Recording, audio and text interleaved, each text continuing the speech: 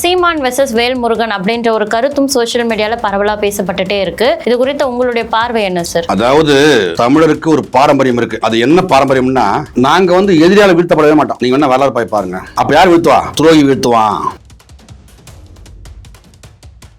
அப்போ வேல்முருகனை துரோகின்னு சொல்ல வரீங்களா சார்? ஸ்டாலினோட மனைவி நினைக்கிறேன். வேல்முருகன் அவளுக்கே தெரியல ஒண்ணு எதுக்கு மண்டிடுற. அப்போதைக்கு அவருக்கு வேற வழி இல்ல, போயிட்டார். அந்த சூழல் பாருங்க. அப்போதைக்கு அனாதையா நின்னார். யாரு? பண்ருட்டி வேல்முருகன். அப்ப சீமான் வீழ்த்தப்படுவார், நீ வெட்டு பெறுவீங்களா? இது எப்படி காமெடியா இல்லது? உண்மையிலேயே இந்த மண்ணையும் மக்கள் நேசிக்கிற ஆளாக இருந்தால் ஐயா வேல்முருகன் ஐயா அவர்களே, உங்க கட்சியில் உள்ள அந்த பிக்காளி பேரை பூரா தட்டி விடுங்க.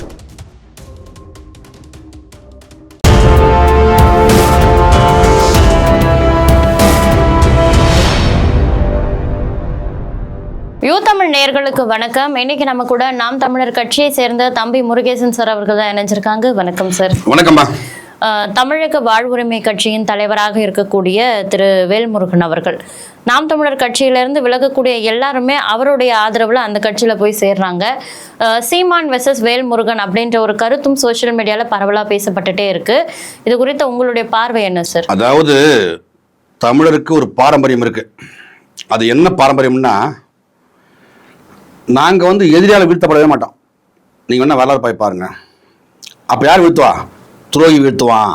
அப்போ வேல்முருகனை துரோகின்னு சொல்ல வரீங்களா சார்? நான் அப்படி சொல்லவே தங்கச்சி, முழுசா கேளுங்க. நீங்க உடனே சொல்லிட்டு வச்சுக்க, அவர் என்ன துரோகி, அவர் என்ன பண்ண, அப்படி இப்படி வந்துருவீங்க. அப்படி இல்லை. தங்கச்சா நான் அரவணைப்பேன். அது போற போக்கில் கொஞ்சம் விஷ தூக்கி ஊற்றி விட்டு போவோம். நான் தங்கச்சா மாண்பா ஒன்று பார்ப்பேன். என் தங்கச்சாச்சே பவித்ரான்னு பார்ப்பேன். அது போற போக்கில் என்ன பண்ணும், அது வேலை முடிஞ்சுச்சா ஒரு போட்டு போவோம். இப்படி நாங்க துரோகியால் வீழ்த்தப்பட்ட ஒரு இனம் தமிழினம். இங்க புரிஞ்சுக்கணும். அப்ப எங்க தம்பி வேல்முருகன் எங்க வராரு? நம்ம பிள்ளை. அவர் நம்ம கூட பயணிக்கிறாரு. அவருக்கு ஒரு கட்சி இருக்குது, அவருக்கு ஒரு சின்னம் இருக்குது, எல்லாம் சரியா இருக்குது. அப்ப அண்ணன் சீமானோட தமிழனா ஒன்றிணைஞ்சு போறாரு. அப்ப எங்க அவர் மாறுபாடு பாருங்க. இப்ப அவர் ஒரு கருத்து சொல்றாருல, என்னை 2009 சீமான் தான் திமுக போக சொன்னார். எப்ப நீ கேட்டப்பா? எனக்கு தெரியும் நீ கேட்ட. நான் தனியாக ஜெயிக்க முடியாது. அப்ப அண்ணன் பக்கம் போனா நான் தோந்து போயிருவேன். சரி அப்ப திமுக போ அப்படின்னு நீ வேண்டி கேட்டுக்கிட்ட. அண்ணன் என்ன சொன்னாங்க? அப்பா போறதும் போகாததும் ஓ இஷ்டம். நாளைக்கு சீமான் தான் சொன்னான்னு சொல்லக்கூடாது அப்படின்னு அப்பவே அந்த பேச்சு அப்பவே இருந்தது. இதுதான் உண்மை. இன்னைக்கு வேணா மாத்தி பேசலாம். ஏன்னா அது வேற, அவருக்கு உரிமை இருக்கு, பேசுறாரு, அண்ணன் கூட பேசுறாரு. இப்ப நம்ம கூடுதலான கவனிக்கணும்னா, ஐயா நேற்று நீ பார்த்துருப்பீங்க, புலம்புறாரு. என்ன அப்பாவை என்னை வெட்டி விட்டாரு, என் பேச்சு அவை குறிப்பிடுறது சொல்லிட்டாரு, நான் சேலிதாமா இருக்கும்போது என்ன பேசி அவை குறிப்பு பேர் வாங்கினவன் சொல்றாரு. பாத்தீங்களா? இப்ப நம்ம என்ன சொல்றோம்னா, இது கொஞ்சம் கேவலமா தான் இருக்கும். அண்ணனுக்கு என்ன பண்றது? ஏய், அவன் திருட்டு போய, அவன் லூசு போய, அவன் கிறுக்குங்க. அவனுக்கு என்ன தெரியும்? திருட்டு கொள்ளை, திருடு கொள்ளை, திருடணும் கொள்ளை தான் அவனுக்கு தெரியும். அவங்கிட்ட போய் நியாயம் பேசிட்டு இருக்கணும். வெக்கமா இல்லை உனக்கு? நீ என்ன பண்ணிருக்கணும்? ஜெயிச்சியா போப்பா, கிடைக்கலையா வெளியே இருப்பா. நீ என்ன பண்ணோம்னா, எங்க அண்ணன் திரும்ப உங்களுக்கு பெரிய மீசை வச்சிருப்பார், விடுதலை சிறுத்தை கட்சி தலைவர். அவர் எப்படி அடக்க உடக்கமா சத்தம் இல்லாம இருக்காரு? 6 சீட்டுக்கு கன்ஃபார்ம் நிற்கிறார்ல, அப்ப நின்றுக்கணும். அப்புறம் கேட்டு என்ன பண்ணுவான்? ஒரு புள்ள பூச்சி எடப்பாடி பழனிசாமி அந்த ஆள் அடிச்சாலும் சொல்லிட்டு இந்த ஆளு சட்டைக்கு சொன்னாங்க. தெரியுமா உங்களுக்கு விஷயம்லாம்? நீ பாத்துறீங்களா? எடப்பாடி பழனிசாமி ஒரு புள்ள பூச்சிங்க, அந்த ஆளு அடிச்சாலும் சொல்லி இவர் வந்தாரு சட்டை வச்சுக்கிட்டு. அவன் எப்படிப்பா? இப்படி அவன்கிட்ட போய் நியாயம் தருவம் பார்த்துட்டு இருக்க என்ன? அவன் அடிப்பான் உதைப்பான். சாமி நீ பட்டுதான் தீரணும். உனக்கு பிடிக்கலையா வெளியே வந்துரு. அது போய் என்ன கேட்டீங்க? ரெண்டாவது, அவருக்கு ஆதரவு பண்ண முடியாது தம்பி. அங்க ஒரு நியாயம் இருக்காது. ஒரு சபையில நியாயம் கிடைக்குமா? எப்படி கிடைக்கும்? எல்லா பிள்ளையும் இருக்கப்பே சொல்லுங்க. அங்க குந்திராம பாருங்க, அவங்க மூஞ்செல்லாம் பாருங்க, அப்படியே குரங்கு மாதிரியே இருப்பாங்க. பாத்தீங்களா? பின்னல ஒரு இருப்பாங்களா, அவங்களாம் சொன்னா அவங்க நம்ம தங்கச்சிங்க திருநங்கை பாத்தீங்களா, அப்படியே இருப்பாங்க. பாதி பேருக்கு மீசை இருக்கும், பாதி மீசை இருக்காது.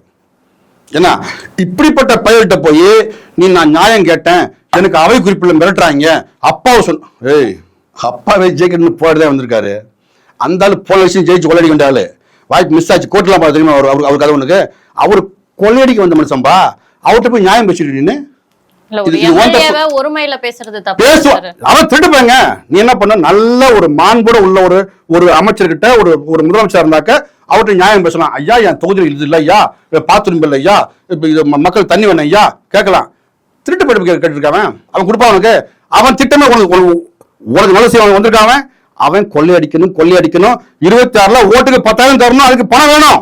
தெரிஞ்சுதானே சார் கூட்டணி வைக்கிறாங்க, இதெல்லாம் தெரியும் தானே. அப்போதைக்கு அவருக்கு வேற வழி இல்ல, போயிட்டார். அந்த சூழல் பாருங்க. அப்போதைக்கு அனாதையா நின்னார் யாரு, பண்ருட்டி வேல்முருகன். அவரை யாரும் கூப்பிட்டு அணைச்சி சீர்விடு வக்கு இல்ல. அன்னைக்கு இவர் வாலண்டியரா உள்ள போனாரு, ஓத்தச்சிட்ட முத்தையா வந்தார். அது வென்றார், அதுல எந்த மாட்டு கருத்தும் இல்லை. அது உன் சின்ன வென்றீங்களா, உன் சின்ன பலாப்பழமா என்ன சின்ன ஒரே சொன்னு வென்றீன்னு அப்படி மறந்துட்டீங்கன்னு. எப்ப நீ ஜெயிச்சதுக்கு அவங்க ஓட்டு இருக்குப்பா. இப்ப நான் தான் எம்எல்ஏங்கிற, நீ தான் எம்எல்ஏ, நான் இல்லைன்னு சொல்றேன். நீ அங்க போனா இங்க பாருங்க, எங்க அண்ணன் திருமாவளவன் இங்க குந்திருக்காருன்னா நடுப்பு ஒரு சீட்டு ஃப்ரீயா இருக்கும், அந்தாண்ட ஒரு குந்திருப்பாரு. அங்க பாருங்க, தீண்டாமையா வந்தா வளர்க்குறான் திமுக.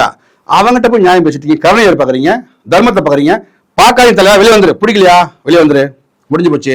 அப்ப என்ன கேட்டீங்க, நாம் தமிழ் கட்சியில இருந்து போற பிள்ளைகள்லாம் வேல்முறையில போறாங்க. கேள்வி ரொம்ப மகிழ்ச்சியான கேள்வி.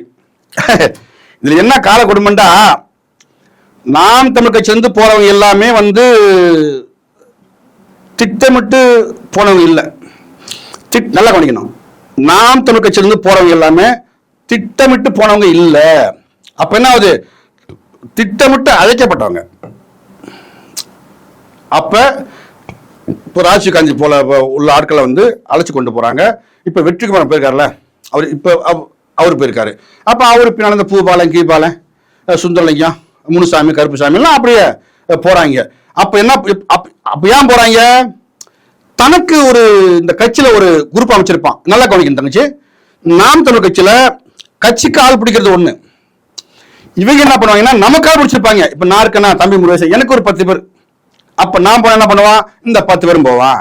இப்படி போனவங்க தான் அவங்க சொல்லுவாங்க, நீ வெளியே வரும்போது கொஞ்சம் பெருசா பேசி விட்டு வா, அப்பதான் உனக்கு இங்க மரியாதை கிடைக்கும் அப்படிம்பாங்க. அண்ணன் தெளிவா சொல்றாங்க, இதுதான் சருகுகிறது.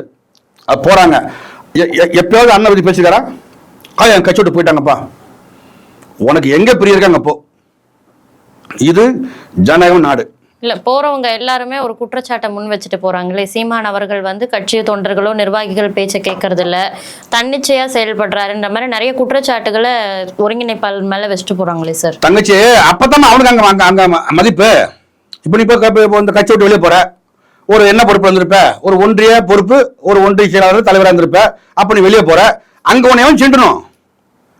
சீமானை திட்டினா தான் உனக்கு அங்க ரேட்டு கொடுக்குது, சீமானை பேசினா தான் உனக்கு அங்க இப்ப எங்க அண்ணன் இங்க இருக்கும் போதும் உனக்கு உன்னை வளர்க்கிறார். இப்ப எனக்கெல்லாம் பாருங்களேன், பேச பயிற்சி. நான் பேசுறாளா, ஏன்னா 5ஆம் வகுப்புல போயிருக்கு. நான் கிராமத்துக்காரங்க ஒரு ஊரத்தில் உட்காந்து இந்த சொல்றேன். நீங்க ஒரு படிச்ச ஒரு பண்பாளர், நீங்க இப்படி கேட்குறீங்க. நான் இது சொல்றேன், நானா சொல்றேன் எங்க அண்ணன் கருத்து. அப்ப எப்படி சீமான் வளர்ப்பு தம்பி இது நடக்குது அப்படின்னு பேசி கொடுக்குறாரு, நான் பேசுறேன். அப்ப படிச்சுட்டு தான் வரணும்லாம் கிடையாது, இதுவே ஒரு மிகப்பெரிய ஒரு பயிற்சி தான். அப்ப சீமான் கிட்ட இருந்து பயிற்சி பெற்று போறவன் என்ன பண்ணுவான், வெளியே போனா சொல்லிவிட்டு போனோம். அப்போ உனக்கு இங்கேயும் உனக்கு அண்ணன் வளர்க்குறாரு, நீ அங்க போயும் சீமான் பேரை சொன்னாக்க நீ வளர்ற. உனக்கு டபுள் பக்கம், இந்த பக்கமும் சோறு அந்த பக்கமும் சோறு. அப்ப 2 பக்கமும். அப்ப அவன் கம்மல் போன என்ன பண்ணுவான், சேர்க்க மாட்டான். சரி விடுங்க, அவன் வெளியே போயிட்டாங்க, முடிவு போயிட்டான், வெளியே போயிட்டான். அண்ணன் பேரை சொல்றான், ஒரு பிரஸ் மீட் கொடுக்குறான், நீ பார்த்துருப்பீங்க. அதுல குற்றம் சொல்றான், தன்னிச்சா முழுடுறாரு, அப்படி இல்லை அவர் செயல் பிசிஐ போட கிட்ட போய் நிற்கிறாரு, பெரியார தூக்கி போட்டு மிதிச்சு விட்டாரு, பெரியார் ரத்தம் வந்துச்சு, நாங்க தொடச்சு விட்டுன்னு சொல்றான்ல, ஏதோ சொல்லிட்டுறான். அப்படி போட்டோம். ஆனா அங்க போய் பிரஸ் மீட் கொடுத்துட்டு எங்க நிக்கிறான், அண்ணன் வேல்முருகன். யார் ராஜா, இப்ப தமிழ் தேசிய ஆளே உங்கள்கிட்ட இல்லையா? அப்ப எங்க அப்பா மணியரசன் யாரு சொல்லுங்க பார்ப்போம். எண்ணற்ற பிள்ளைங்க இருக்காங்கல்ல, தலைவர்கள் இருக்காங்கல்ல, அப்ப எல்லாமே இருக்காங்க போய் நீங்க அங்கேயே போற சொல்லு பார்ப்போம். அதுவும் தமிழ் தேசியம் பேசக்கூடிய ஒரு கட்சி. ஏன் உனக்கு பெட்மா சைடு தான் வேணுமா சொல்லுங்க பார்ப்போம். நீ அங்க போற, சரி தமிழ் தேசியத்தை வேல்முருகன் தான், உங்க பேச்சுக்கு வரேன், தமிழ் தேசியத்தை வேல்முருகன் தான் கெட்டியா லைட் பிடிக்காரு, ஒத்துக்கிறேன்ப்பா. நீ அங்கேயே போற, அவர் எங்க இருந்து முடியாது? திமுக தான் முடியாது. ஒரு காலனி பார்த்தீங்களா? அம்மா ஸ்டாலினோட மனைவி நினைக்கிறேன், வேல்முருகன் அவங்களுக்கே தெரியல ஒண்ணு. எதுக்கு மண்டிடுற இங்க அப்படியே ஊன்னு கத்துற மைக்க பிடிச்சிக்கிட்டு அங்க எதுக்கு? இது பொழப்பா இது? நான் என்ன சொல்றேன், நீ அண்ணன் சீமானை உறுதியாக நம்பி இருந்தா தம்பி இங்க வா, நாம் தமிழ் வராத சொல்லணும்பா, மற்ற கட்சி போங்கப்பா. என் கொள்கை பிடிச்சாலோ அந்த கட்சியில் பொறுப்புல இருந்தாலும் இங்க வேண்டாம். உங்க குடும்பத்தில் இருந்தாங்கன்னா சேர்த்து விடு, கட்சியில் சேர்த்து விடு. நீ மிகப்பெரிய பொறுப்புல இருந்திருக்க, அது எனக்கே ஒரு களங்கம். நான் அண்ணன் சீமான் வழியை நான் பின்பற்ற ஆள் தான் நான். அப்ப நீங்க தேவைன்னு சொல்லணும்ல. இவரு அனைவரும் வாருங்கள், கூண்டோடு வாருங்கள், இவர் ஒரு தலைவர். அண்ணன் செந்தமன் சீமான் கொடுக்காத ஒரு தமிழ் தேசிய அரசியல் இவர் கொடுத்து கிழிச்சுவார். இவர் நம்பி போறான் பாருங்க, முட்டா போயிடுங்க. இப்ப என்னாச்சு? திமுக துரத்தி விடுறான், நீ வாழ்வாள்னு கத்துற. இப்ப இங்கதான் காமெடி இருக்குது. நீ வாழ்வாள்னு கத்துற, இப்போ உன நம்பி வந்தார எங்க ஐயா சிகிச்சை பாண்டியன் கூட, இன்னும் வெற்றிக்குமரன், இன்னும் அல்லறை சிலரைகள். உங்க கதி அதோ கதி. நல்லா புரிஞ்சுக்கணும்பா. இந்த வெற்றிக்குமரன் பாருங்க, தேசிய கூட்டமைப்புன்னு ஏதோ ஒரு வச்சிருந்தார். ஒரு மாசம் தாக்கு பிடிக்க முடியலங்க அவரால். அப்ப 15 வருஷமா வச்சிருக்காங்க. சீமானுக்கு எவ்வளவு வலிக்கும், எத்தனை அவதூறு, எத்தனை விமர்சனம். தாங்கனியா? பதறக்கூடாது, தாங்கணும்.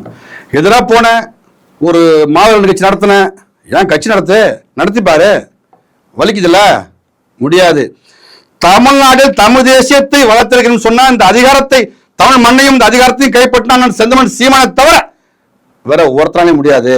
அது தெரிஞ்சுக்கிட்டு தான் இன்னைக்கு தமிழ் தேசியத்தை உணர்ந்த அனைத்து கட்சிக்காரங்களும் அண்ணன் சீமானோட கைகோர்த்து சீமான் கரத்தை வலுப்படுத்துறாங்க. இதை மேல புரிஞ்சுக்கணும். அப்ப வேல்முருகன் என்ன பண்றாரு? அவர் லெவல் என்ன தச்சிட்டு அதான் கொடுக்க போறானே, ஒண்ணு இங்க கொடுப்பாங்க, நான் கொடுப்பாங்க. அப்ப நீ பேசலாமா? சீமானோட ஒப்பிட்டு பேசலாமா? உன் லெவல் என்ன? ஒண்ணு ஒரே ஒரு பலாப்பழம் தாங்க தங்கச்சி நீனு. வேல்முருகன் ஐயா, நீங்க ஒத்த ஒரு பலாப்பழம் தான், மொத்த பழமும் இங்கதான் இருக்கு. அப்ப நீங்க தமிழ் தேசியத்தை வென்றெடுத்துருவீங்களா? அப்ப சீமான் வீழ்த்தப்படுவார், நீ வெட்டு பெறுவீங்களா? இது எப்படி காமெடியா இல்லது? உண்மையிலேயே இந்த மண்ணையும் மக்கள் நேசிக்கிற ஆளாக இருந்தால் ஐயா வேல்முருகன் ஐயா அவர்களே, உன் கட்சியில் உள்ள அந்த பிக்காளி பேரை பூரா தச்சு விடுங்க, எங்கேயா போட்டோம். அது செய்வீங்களா? செய்ய மாட்டீங்க. நீங்க என்ன பண்றீங்க? ஒரு காணொலி பார்க்குற தங்கச்சி, எனக்கு ரொம்ப கடுமையாக கோவம் வந்துச்சு. அந்த வழக்க அந்த அம்மா இப்ப மருத்துவரா இளவஞ்சி வரல, அது பதிவு இருக்கு, நான் சொல்லலை. ஏன் தேடுற இளவஞ்சி யார் தெரியுமா? அவங்க வரலாறு தெரியுமா? நாம் தமிழ் கட்சியில தொடர்ச்சியா பயணிச்சவங்க. சில காரணங்களால் அவங்க வெளியே போயிட்டாங்க. அவங்கள அப்படியே போட்டு கூட்டு போயிருது. ஏன் இங்கிருந்து போன பிறகு கூட்டு வருது போயா? இப்ப அதிமுக போனாங்க, கல்யாண சுந்தரம் சொல்லிட்டாரு, இங்க வராதரா, அந்த கட்சி போல ஒரு நல்ல கட்சி இல்லை. நான் வந்திருக்கேன்னா நான் சில சூழ்நிலை கைப்பட்டு மாறிக்கிட்டேன், திரும்ப நான் வந்துடுவேன். ஐயா வந்துடுவாங்க தெரியுமா உங்களுக்கு? இப்போ வெளியே போனாங்க பார்த்தீங்களா, ஐயா அருள்ராம், இவ நம்ம தொடர்ச்சியாக எல்லாமே ஒரு 10க்கு மேற்பட்ட உள்ளே வந்துட்டாங்க. இப்போ காலியமாக கூட பேசிட்டு இருக்காங்க, உள்ளே போகிறாங்க. இதெல்லாம் உங்களுக்கு தெரியுமா உங்களுக்கு? இப்போ வெளியே போனவங்க முக்காவாசி அண்ணன் சீமான் நேசிச்சவங்களாம் வந்துட்டாங்க. ஆனால் வெற்றிக்குமரன் மாதிரி ஆட்களால் பேசப்பட்டு விலை பேசப்பட்டு போனவங்கலாம் வரமாட்டாங்க. அவங்க எங்கே சிட்டு அடிப்பாங்கன்னா வேலுமுருகன்கிட்ட. அவர் இருக்கிறத ஒத்துச்சிட்டு அதை வச்சு என்ன பண்ணணும் எனக்கும் தெரியல, யாருக்கும் தெரியல. இதுதான் அவன் நிலைப்பாடு. நான் என்ன சொல்றேன், வெற்றிக்குமரன் ஐயா, நீங்க எங்களை குறை சொல்லாதீங்க. உங்களை ஆப்படிக்கிறான் திமுக, அவனை சொல்லிட்டு போங்களேன். இல்ல ஒரு சீட்டுக்கு மேல எக்ஸ்ட்ரா நீ ட்ரை பண்ணோம்னா, இல்ல இதுல எப்படி ஒரு 2, 3 அப்படி முயற்சி பண்ணா எங்க அண்ணன் மாதிரி சத்தம் இல்லாம இருக்கணும், அப்படி இருக்கணும். அப்பதான் கொடுப்பான். இவன் அரச குடும்பம்யா, அவன் ஆணி வர இன்னைக்கு நாம் தான் ஆட்டிக்கிட்டு இருக்கு. அவன் எங்க ஆடிட்டு இருக்கான்? திமுக சீமான பார்த்து அலறான் இல்லையா, பயப்படுறான். ஒரு சின்ன காரணங்க, அண்ணன் வராருங்க அவசரத்துக்கு. அன்னைக்கு ஐயா நம்ம விக்கு இன்னைக்கு அன்னைக்கு முதலமைச்சருக்கு அவருக்கு போனாலுங்க, ஒரு டீ கூட அவரை காட்டலையே. என்ன காட்டுறான்? இவரை காட்டுறான், சீமான காட்டுறான். அப்ப என்ன ஆகுது? இவருக்கே காண்டாவது. இப்ப இவர் 4 மணிக்கு வந்துட்டாருங்க ஏர்போர்ட்ல, விட்டுருந்தா சரசன்னு போயிட்டு கையெழுத்து போட்டு போயிருப்பாரு. ஒரு அரை ஹவர்ல முடிஞ்சிருக்குங்க. உண்மையை செய்ய நான் இருந்த காலத்துல இப்ப இவர் என்ன சொல்லிட்டாரு, ஏய் என்னதான் காட்டணும், சீமான் வெயிட் பண்ண சொல்லு. அவங்க போலீஸுங்க எல்லாம் போலீஸ் இல்லை, அடியால எல்லாமே. இன்னைக்கு திமுக போறா போலீஸ் பூரா அடியாலா போயிட்டான். இப்ப அவர் சொல்றதுக்கு கேட்கறான், அப்ப வெயிட் பண்ணு 5 6வது ஐயா சீமான் அனுப்பிச்சிடலாமா, இல்ல வெயிட் பண்ணு 7வது ஐயா சீமான கையெழுத்து வந்துட்டாரு வெயிட் பண்றாரு ஐயா 8வது இங்க கேக்கு வெட்டணும், வாயில ஊட்டணும், மணி அடிக்கணும், எவ்வளவு வேலை இருக்குது, இதுப்பா இதை காட்டுங்கப்பா. இல்லைங்க ஐயா யாரும் சேனலே காணும் ஐயா, எல்லாம் எங்க போயிட்டான், எல்லாம் அங்க போயிட்டான்ப்பா. இப்படி போகுது கதை. அப்ப நீ லேட் பண்ண எங்க தம்பிங்க வேலைக்கு போனவன், வெட்டிக்கு போனவன், ஹாஸ்பிட்டல் போனவன் எல்லாம் ஒண்ணு கூடுறான். இந்த சூழல் யார் உருவாக்கி தர பாருங்க, முதல்வருங்க. இப்ப நாங்க அப்ப பாத்தீங்கன்னா ஒரு 5000 பேர்ல முடிஞ்சிருக்கும் கதை. இப்ப நீ என்ன பண்ணிட்ட, எங்களை 50,000 பேர் ஆக்கி விட்ட. நன்றி ஐயாவுக்கு அதுக்கெல்லாம்.